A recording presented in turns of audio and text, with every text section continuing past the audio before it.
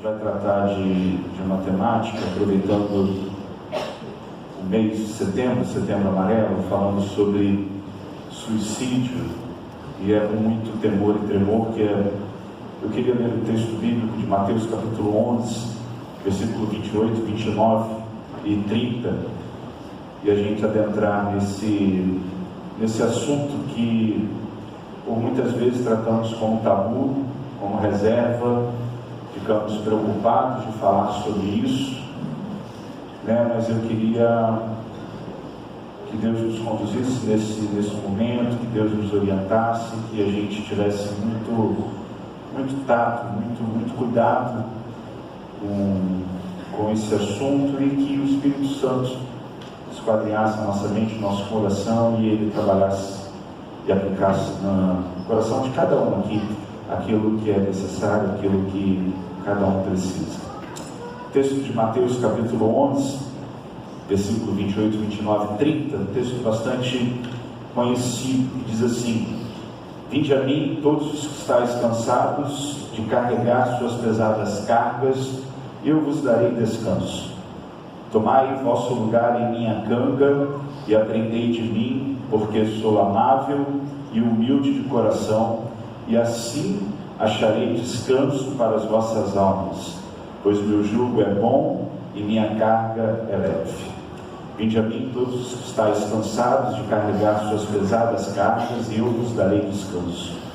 Tomai vosso lugar em minha canga e aprendei de mim, porque sou amável e humilde de coração, e assim acharei descanso para as vossas almas, pois meu jugo é bom e minha carga é leve. Queridos, a gente não encontra no Novo Testamento, nem no Antigo Testamento, a expressão suicídio, a palavra suicídio. Criou-se, ao longo dos 2000 anos de existência da igreja, o tabu e a crença de que, ao cometer o suicídio, a sua alma automaticamente iria para o inferno, que era um pecado imperdoável, que não haveria perdão, que não haveria como Deus poder te redimir desse pecado, desse ato cometido contra Ele. A Bíblia traz para a gente 6 6 casos em que pessoas suicidaram.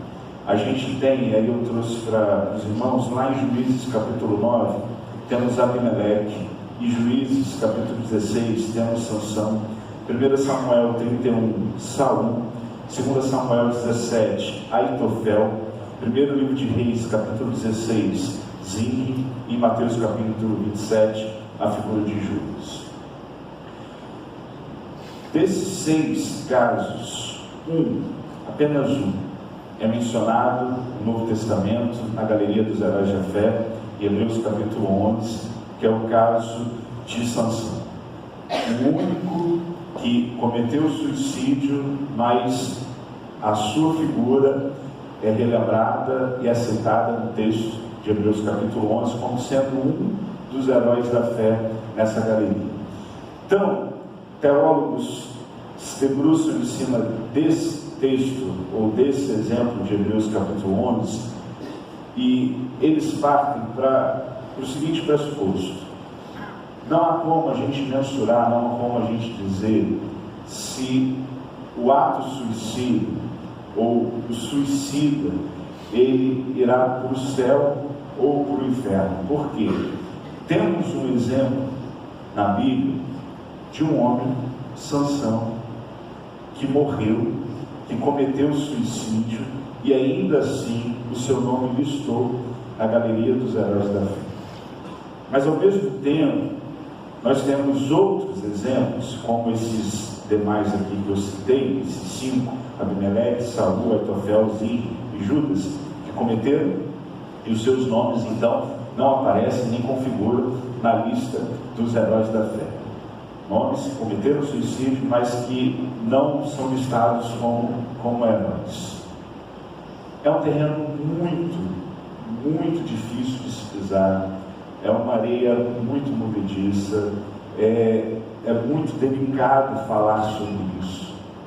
Eu não sei se vocês já foram questionados, eu não sei se vocês já presenciaram ou já consolaram uma família que passou pela experiência de suicídio. Eu não sei se vocês têm na família de vocês alguém que cometeu isso, sabe? E já tivemos isso na nossa família. Eu comentei isso numa quarta-feira, de um primo que, assim, na flor da idade, saindo da adolescência, indo para a juventude, ele fez isso por causa de um término de namoro.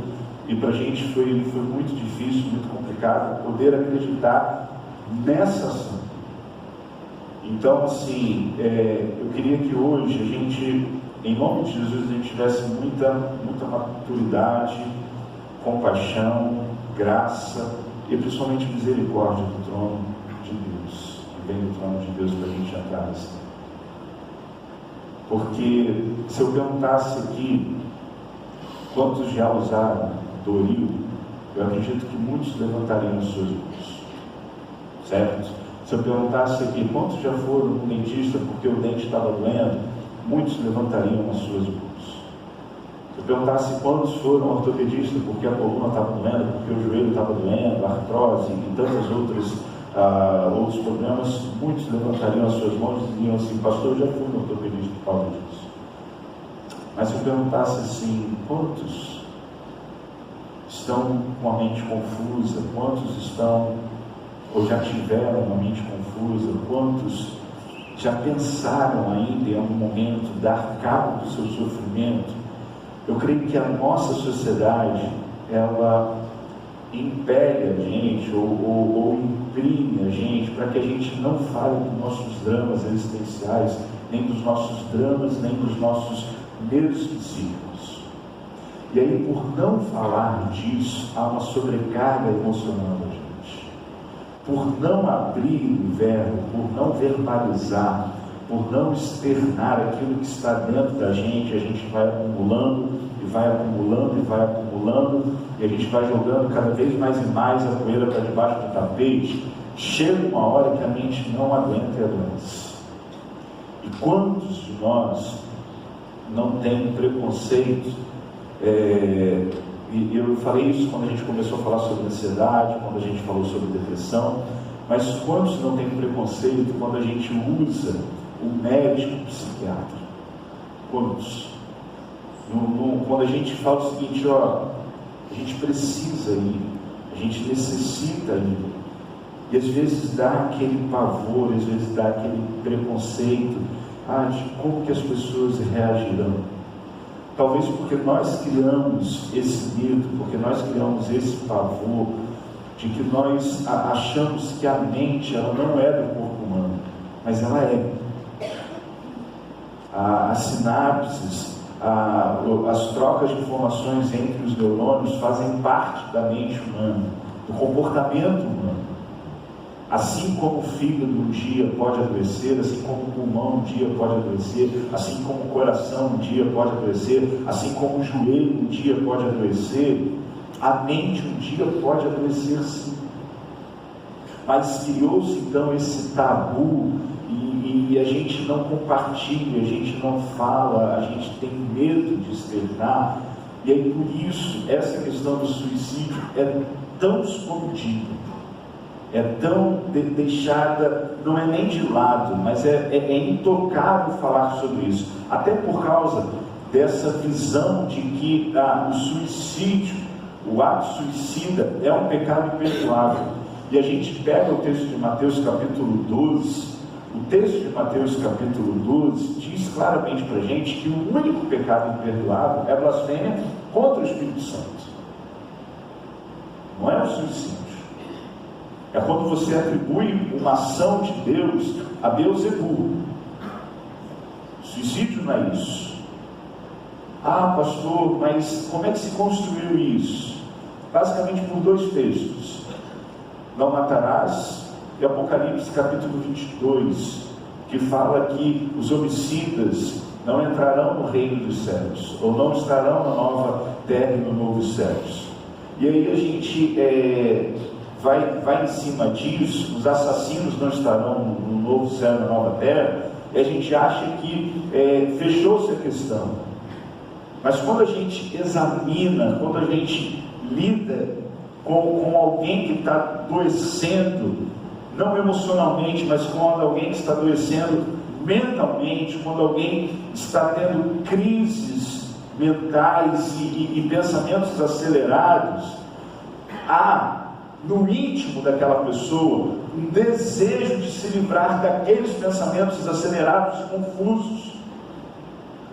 E aí, quando a gente é solidário, quando a gente compreende isso, a gente pode então ser muito mais humano para tratar essa pessoa. Quantos subiram de repente a terceira ponte e o seu desejo não era se jogar da terceira ponte, o seu desejo não era matar a sua vida, mas o seu desejo era acabar com os seus pensamentos e era acabar com o seu adoecimento mental. É porque talvez você nunca tenha ficado frente a frente com alguém que esteja sofrendo ou que tenha sofrido uma crise na mente. E aí talvez para você é muito fácil, do alto da sua sabedoria e do alto da sua medicina e do alto da sua espiritualidade, dizer o seguinte: quem tem pensamentos suicidas, quem se matou é por falta de Deus, é ausência de fé. Sansão não foi. E entra em Hebreus 11. Que dizer então disso? Como explicar? E outra coisa, o Espírito Santo já tinha se retirado de Sansão quando ele comete suicídio, e ele ora e ele pede a Deus uma única vez: se aposse de mim para que eu destrua esse templo aqui dos filisteus e mate os filisteus. O Espírito Santo, então, se é que a gente pode dizer isso, foi cúmplice o suicídio de Sansão, e entra lá no texto de Hebreus capítulo 11. Então é muita insensibilidade, é muita falta de empatia, de compaixão, de misericórdia e graça, a gente simplesmente olhar para aqueles que cometeram suicídio, olhar para a família daqueles que sofrem ou que sofreram por causa do suicídio e dizer o seguinte: fulano de tal se matou porque faltou fé, fulano de tal se matou porque faltou a igreja, fulano de tal se matou porque faltou a escola bíblica dominical, fulano de tal se matou porque ao invés de procurar um pastor, ele decidiu matar a sua própria vida. É muita falta de decência, até mesmo isso. Eu queria apresentar alguns dados aqui nessa noite, antes de olhar propriamente para o texto de Mateus 11. Um livro do Anderson, ele escreveu um livro sobre depressão e escreveu também um livro sobre suicídio. Ele classificou os suicidas em 4 grupos. O primeiro grupo comete suicídio sem pensar no que está fazendo. É composto por pessoas que agem repentinamente e se matam sem dar a si mesmas a chance de ser tratadas. O segundo grupo comete suicídio como vingança, como se o ato não fosse irreversível. O suicida se mata pensando que está matando o outro. É como tomar veneno achando que o outro é quem vai morrer. O terceiro grupo comete suicídio por uma lógica falha, em que a morte parece a única fuga de problemas intoleráveis. O último grupo comete suicídio através de uma lógica racional.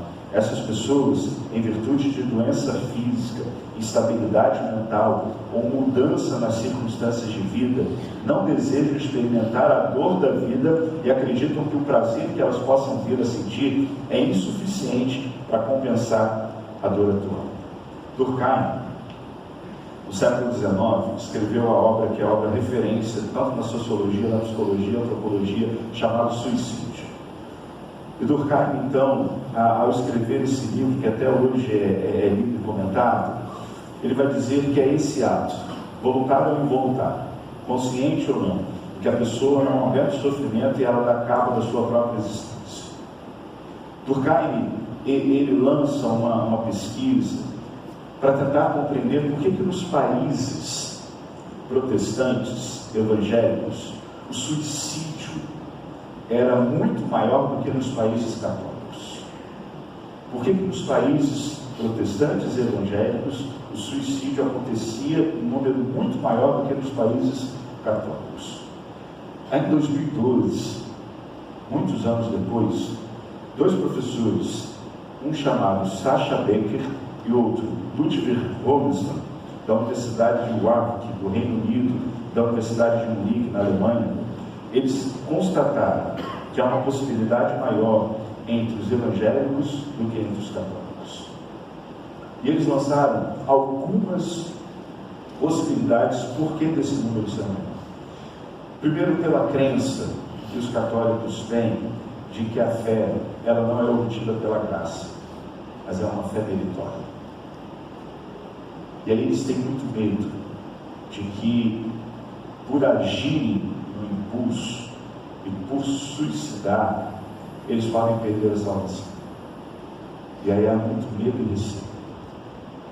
Uma outra prática interessante levantada por esses dois professores é que há entre os católicos um movimento que não há entre nós, que é um movimento da confissão, ou é a ação confessional.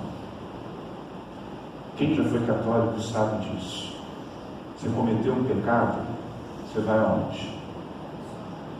Confessionário. Você vai falar com quem? Com o padre. Eu acho que nesses anos todos, eu não tenho muitos anos, mas que eu estou aqui como pastor titular, pouquíssimas pessoas me procuraram. Pouquíssimas. Para dizer o seguinte: pastor, eu pequei, eu errei nessa área, eu falei nessa área. Por quê? Porque nós criamos um ambiente de que nós não podemos errar, de que nós não podemos falhar, de que se pecarmos, seremos excomungados, seremos retirados e não poderemos participar de mais nada. Quantos pecaram hoje? Levantem as suas mãos.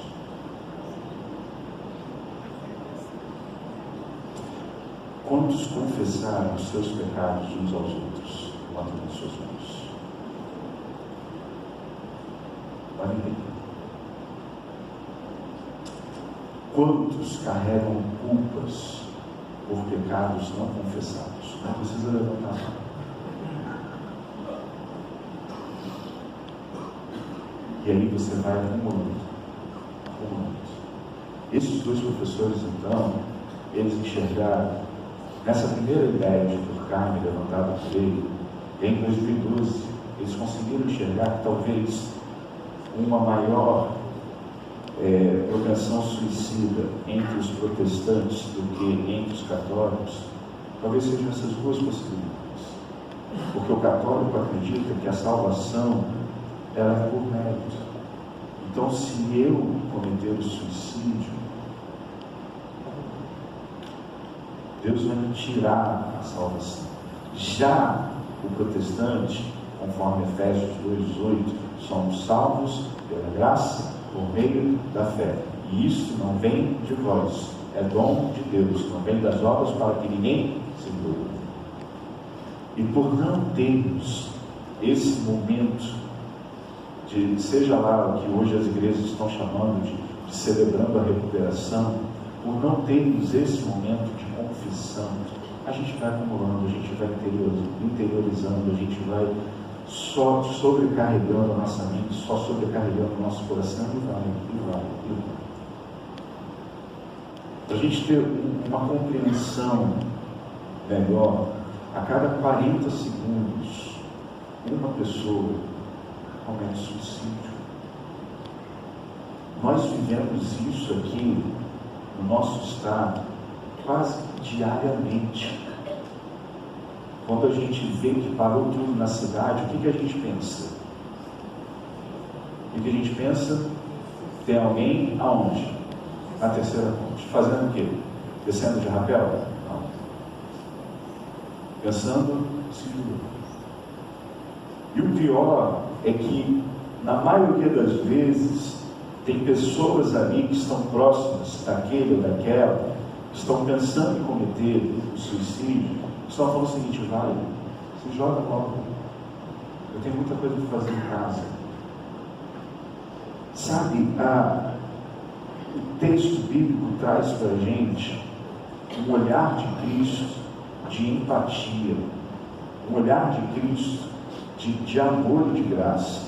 Há duas possibilidades para a gente interpretar esse texto aqui. Quando Jesus fala: vinde a mim todos os que estáis cansados de carregar suas pesadas cargas, e eu vos darei descanso. Há duas possibilidades aqui no texto. A primeira possibilidade das duas é que Jesus estava se dirigindo à espiritualidade do povo. Para você entender que espiritualidade era essa, vá lá em Mateus capítulo 23, por favor. Mateus capítulo 23.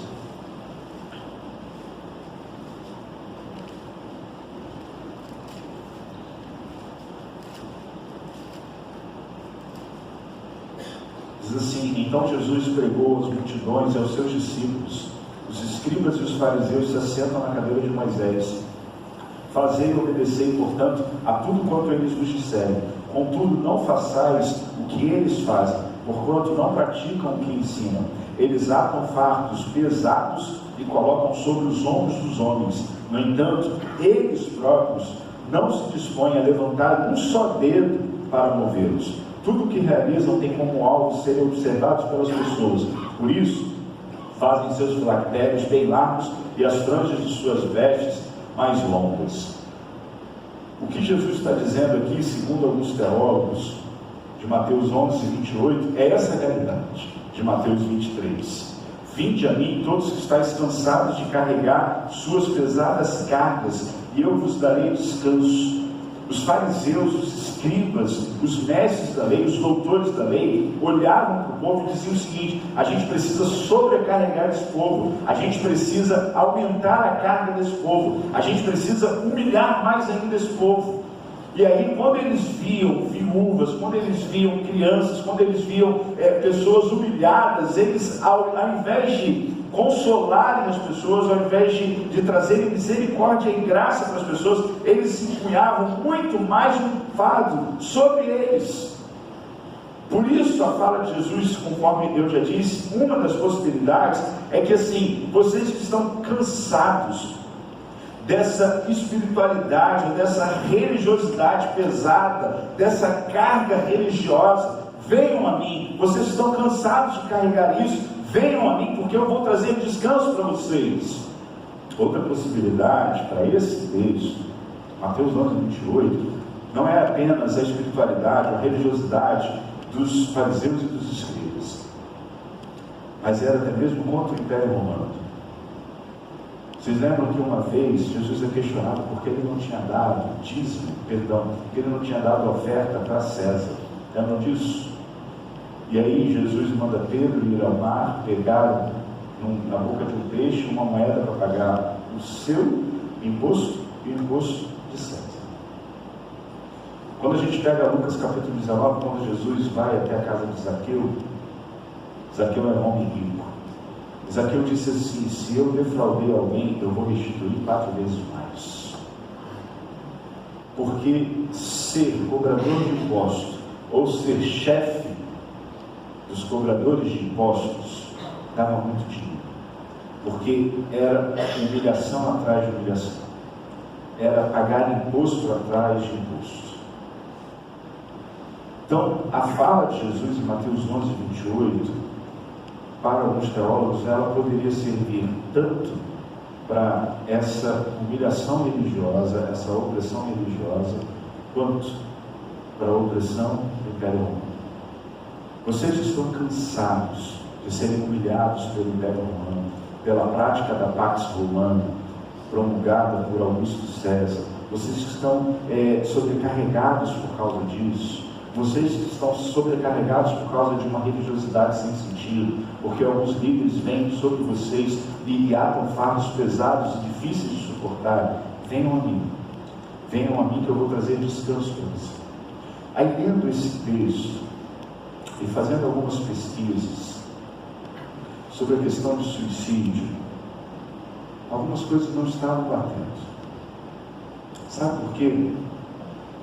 A Associação Brasileira de Psiquiatria, no Rio de Janeiro e em São Paulo, os últimos congressos dessas associações, um dos temas, um dos painéis, eles falaram, sabe o quê?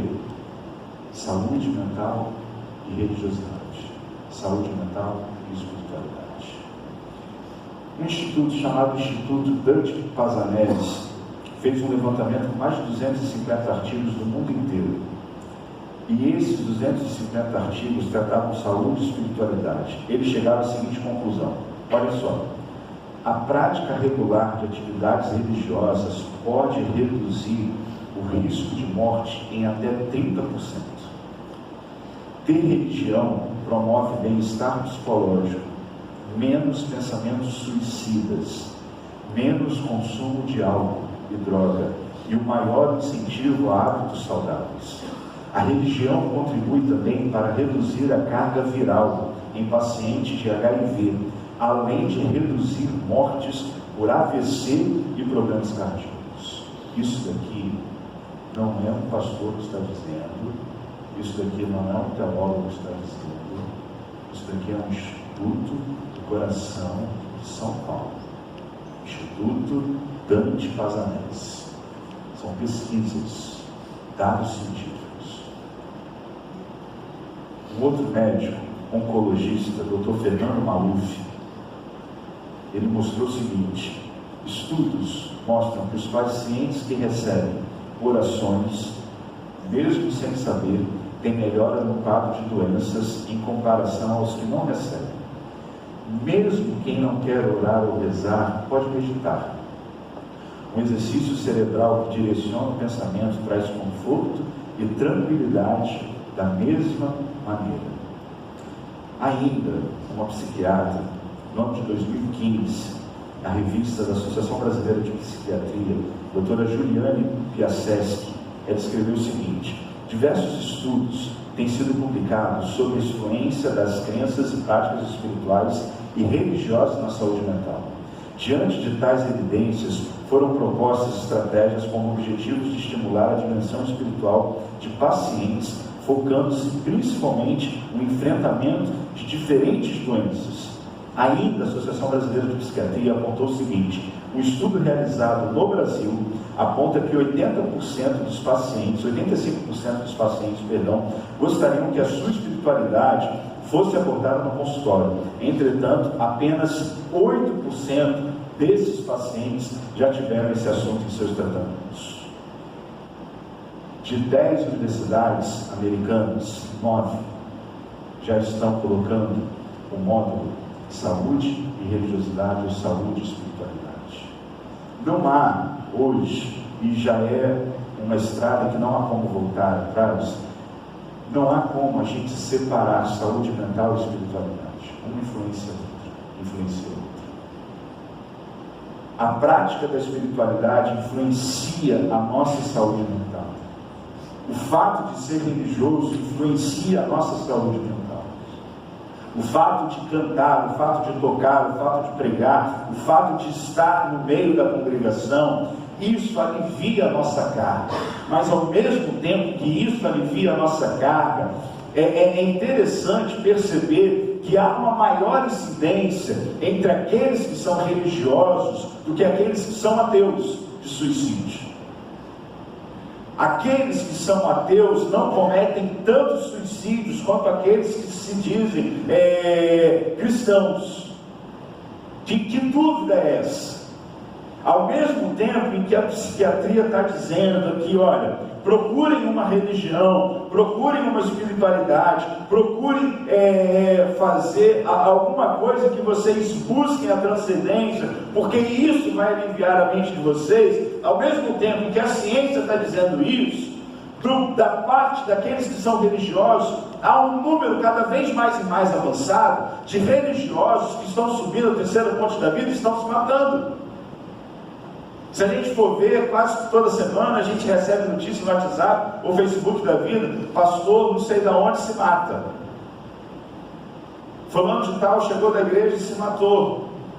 Como é isso se a psiquiatria está dizendo para a gente procurar a religião, para a gente procurar a espiritualidade, e aqueles que estão na religião, estão na espiritualidade, não conseguem tratar os seus traumas, os seus males mentais?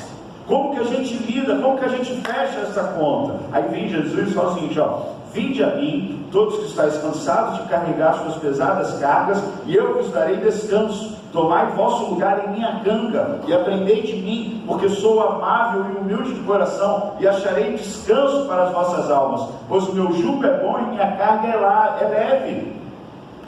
Sabe, aí vem Jesus e fala o seguinte: não adianta você estar envolvido numa koinonia, não adianta você estar envolvido numa comunhão, numa comunidade, se a sua alma não é tratada.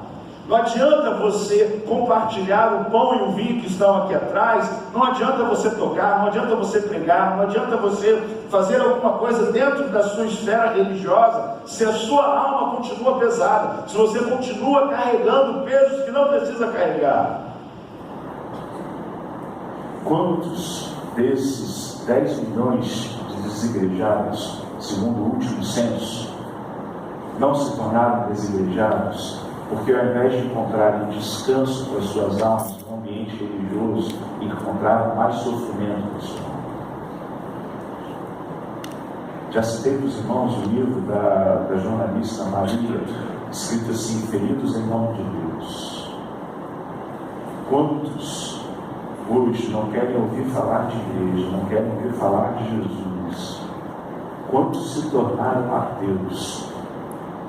Não é porque deixaram de acreditar em Deus, mas porque deixaram de acreditar no Deus que muitos cristãos pregam.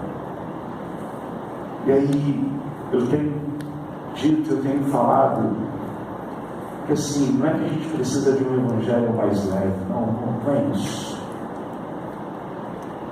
Eu tenho vivido para mim o Salmo 84: quão amáveis são os teus tabernáculos, Senhor dos exércitos. A minha alma suspira, que desfalece pelos teus atos. Melhor é um dia na tua casa do que em outros lugares. E a minha oração é para você, dentro da igreja, perceber isso. Porque não é por força nem por violência, mas é pela ação do Espírito Santo. E não adianta nada eu te obrigar a estar aqui. Não adianta nada eu obrigar você a estar aqui e você ficar pensando se o Flamengo ainda continua uma distância boa ou não do segundo colocado. Não adianta eu obrigar você a estar aqui e você ficar pensando se o Vasco ou o Fluminense desceram na tabela. Não adianta. Sabe por quê? Porque eu tenho aprendido que Deus é Espírito, e importa que os adoradores o adorem em Espírito e em verdade. Então é muito melhor onde estiverem 2 ou 3 reunidos no nome do Senhor, do que 40 mil em que as suas cabeças estão viajando. Então você não vai me ver exigindo você para você estar aqui. Pastor, eu estou longe há um mês, eu vou te ligar, mas não é para você vir para a igreja, eu vou te ligar porque você faz parte da gente, você precisa ser cuidado, ser tratado. Porque a gente precisa criar um ambiente de saúde espiritual, e não de adoecimento psíquico espiritual. Porque adoecimento psíquico espiritual, os fariseus já fizeram isso. A Bíblia relata que uma mulher que há 18 anos era possessa por um espírito imundo, e essa mulher há 18 anos andava encurvada. Essa mulher, no dia de sábado, foi a uma sinagoga e Jesus a curou, Jesus a libertou. Os fariseus viraram e falaram o seguinte: não é isso, que vocês venham aqui no sábado para vocês serem curados. Vocês podem vir aqui no domingo, na segunda, na terça, na quarta, na quinta, na sexta, no sábado não. Quantas pessoas em nossas comunidades, em nossas igrejas estão sofrendo? Quantos gostariam fosse bíblico, o que o apóstolo Paulo escreveu: alegrai com os que se alegram e chorai com os que choram. Quantos gostariam que fosse bíblico o que o mesmo apóstolo Paulo escreveu: suportando-vos uns aos outros? Quantos gostariam de chegar na igreja e falar o seguinte: meu irmão, minha irmã, eu queria que você orasse por mim? Por quê? Porque a carga está pesada demais. Porque eu estou com dívida. Sabe, aquela coisa que assim, a gente às vezes tem medo de compartilhar a nossa dor. Porque Jesus fala o seguinte: vinde a mim, os que estão cansados e sobrecarregados, eu vos darei descanso. Tomai sobre vós o meu jugo e aprendam de mim, porque sou humilde e manso de coração. E aí a gente faz o contrário. Se alguém chega e fala assim: pastor, eu queria que você orasse por mim, ou pastor, eu queria, não vou nem botar pastor, mas irmã, eu queria que você orasse por mim. Por quê? Porque eu estou com inveja da irmã fulano de tal. Você sabe que isso não é certo. Aí não é certo não.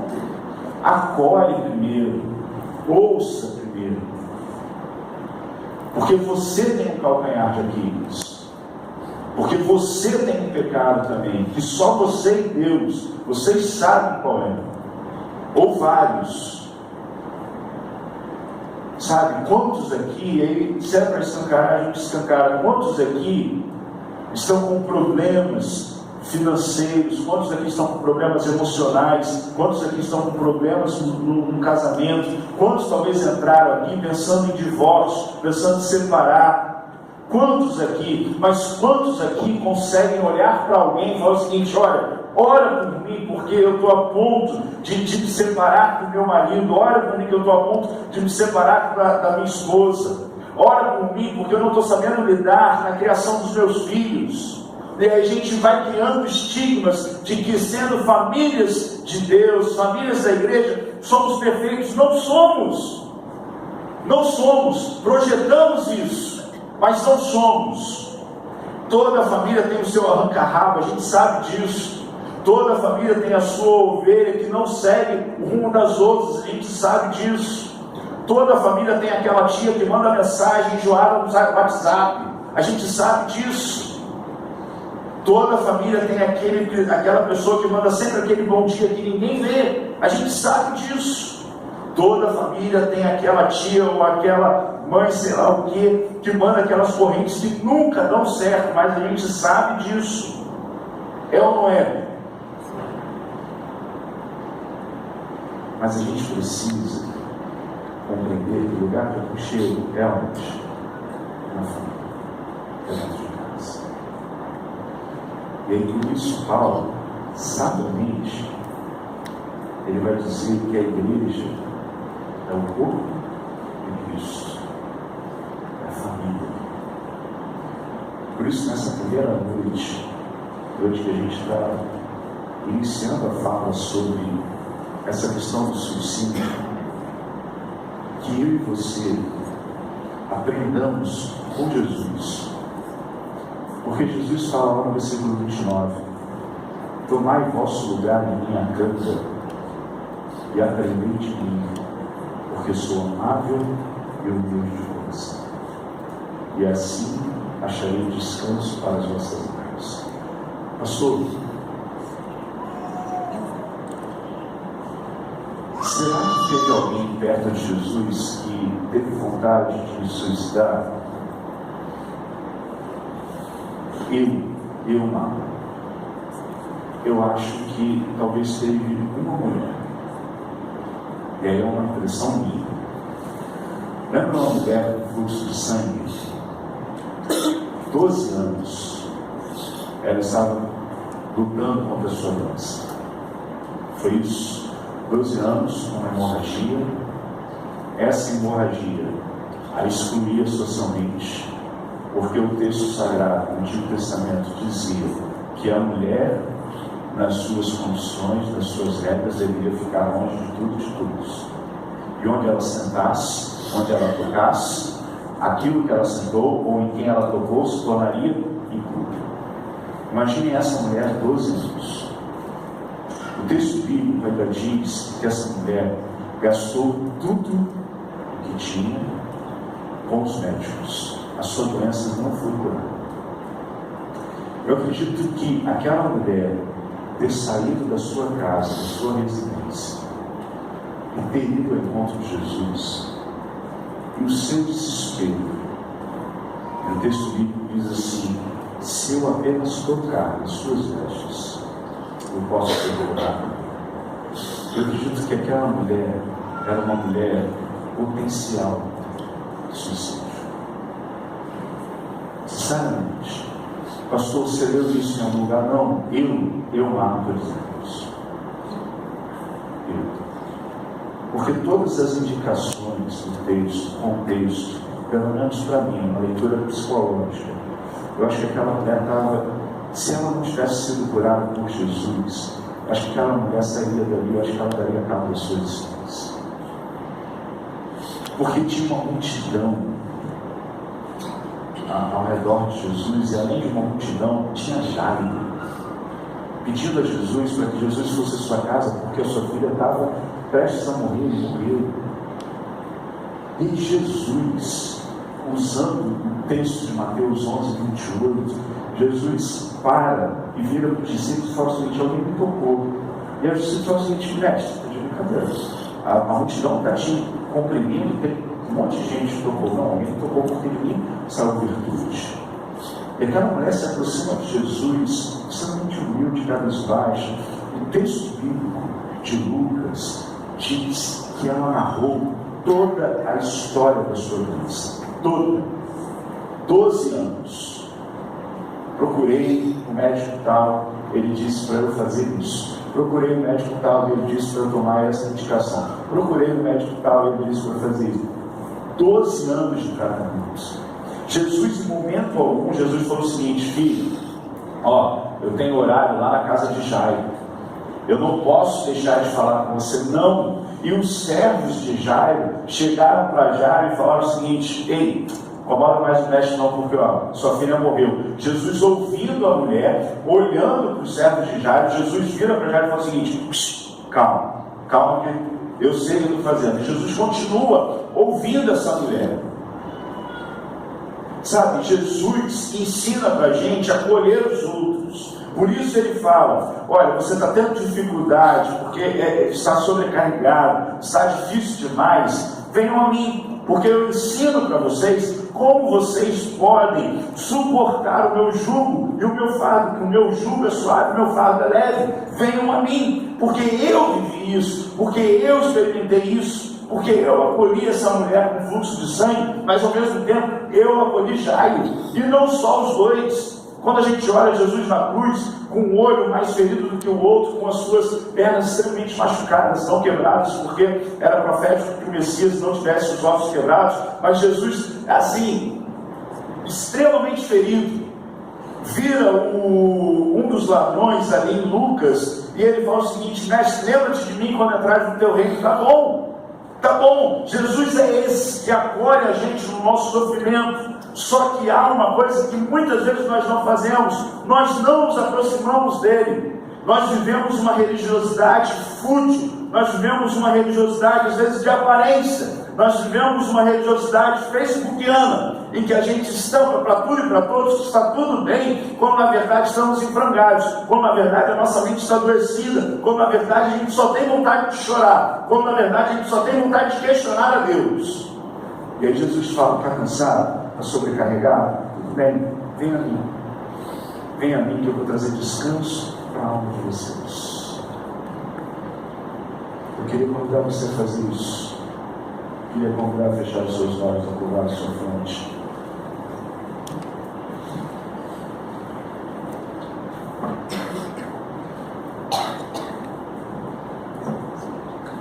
E a canção que a gente vai cantar, ela diz isso: eu me rendo. É tudo que eu preciso para poder dizer. Eu queria convidar você a ficar em pé nesse instante. E todas as canções que nós entoamos nesse domingo, elas se dirigiram para isso. A primeira que nós cantamos hoje pela manhã, ela dizia assim: eu me rendo a ti perante os homens, perante tudo. A segunda canção, ela dizia assim: eis-me aqui outra vez, diante de ti abro o meu coração, meu clamor tu escutas e fazes cair as barreiras em ti. Cantamos hoje: eu sou grato por tudo que tenho, o tesouro maior desse mundo. Tenho vida, alegria todo o tempo. Tenho amigo, famílias, muitos irmãos. Foi Jesus meu amigo verdadeiro. Jesus quer tratar das dores mais profundas da sua alma.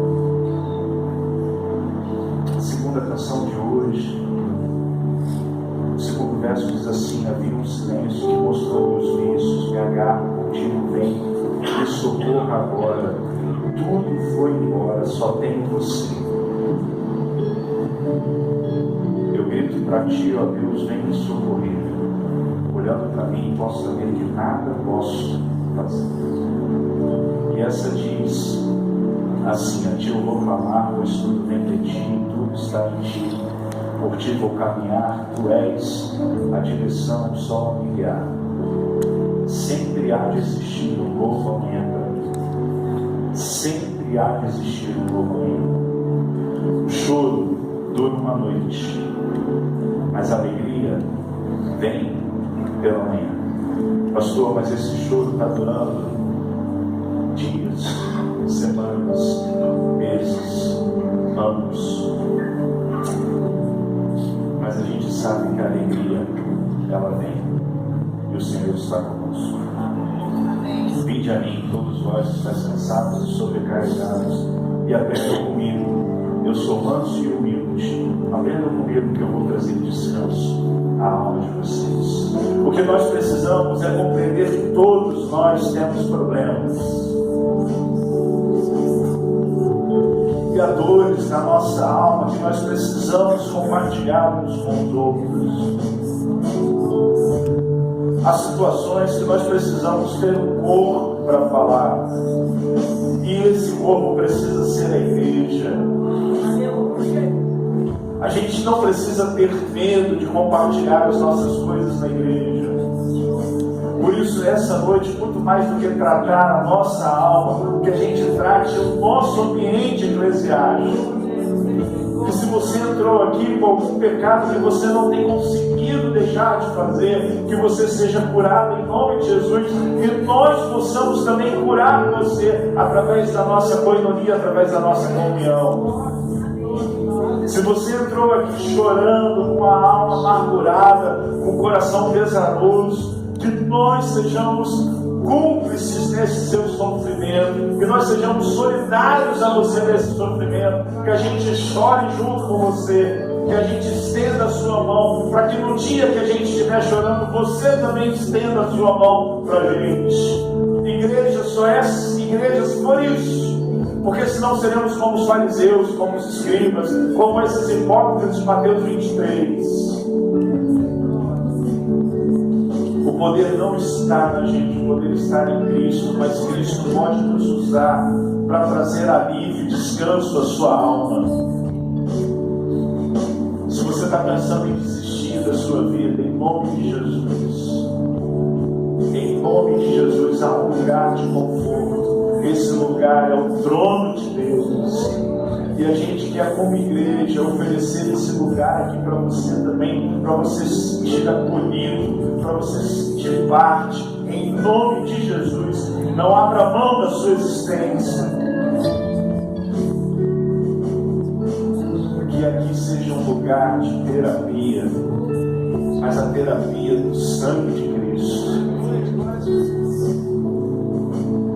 Ó Deus, teu povo está abraçado, está com as mãos dadas, porque queremos declarar aqui nessa noite que queremos aprender de ti, aprender contigo, como ser manso e humilde, com a dor do outro. Muito mais do que declarar que o suicida vai para o céu e para o inferno, que a gente acolha o sofrimento mental do outro. que ele se sinta abrigado aqui no nosso meio, que ele possa viver o Salmo 84 aqui nessa comunidade de fé. Como é bom estar nessa igreja, porque um dia aqui vale 1000 do que em outros lugares. Ó Deus, não por causa de mim, não por causa de alguém, mas porque o Senhor está nos ensinando, Deus. Porque o Senhor está mostrando como ser manso e humilde, Deus. Por isso, Deus, em nome de Jesus, abra o nosso coração para que a gente seja compassivo, para que a gente seja misericordioso, para que a gente seja gracioso, para que a gente seja amor na vida do outro, Deus. Ao ver alguém sofrendo, Deus, que a gente jamais diga que isso é frescura, que a gente jamais diga que isso é falta de disciplina, que a gente jamais diga que isso é fragilidade, mas que a gente possa, em nome de Jesus, ser um suporte na vida desse que sofre. Que Deus cuida da nossa alma, porque muitas vezes nós seguramos o nosso sofrimento, porque muitas vezes nós não externalizamos, nós não colocamos para fora aquilo que nos dói, aquilo que faz a gente chorar, aquilo que faz a gente sofrer. Por isso, Deus, nessa noite, trata a gente. Trata, porque em alguns momentos a sobrecarga é grande, é pesada. O jugo que está nos nossos ombros está diminuindo a gente cada vez mais e mais. Estamos andando encurvados como aquela mulher. Por isso, Deus, em nome de Jesus, liberta-nos nessa noite. Liberta-nos nessa noite. Liberta-nos desse sistema religioso que escraviza e não liberta a gente.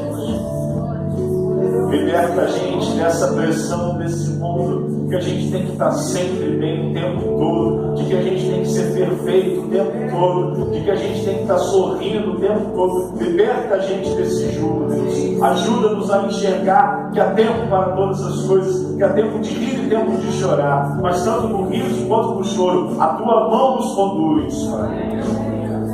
Por isso, Deus, em nome de Jesus, traz a cura e a libertação dessa noite necessárias à nossa alma. Em nome de Jesus. Amém.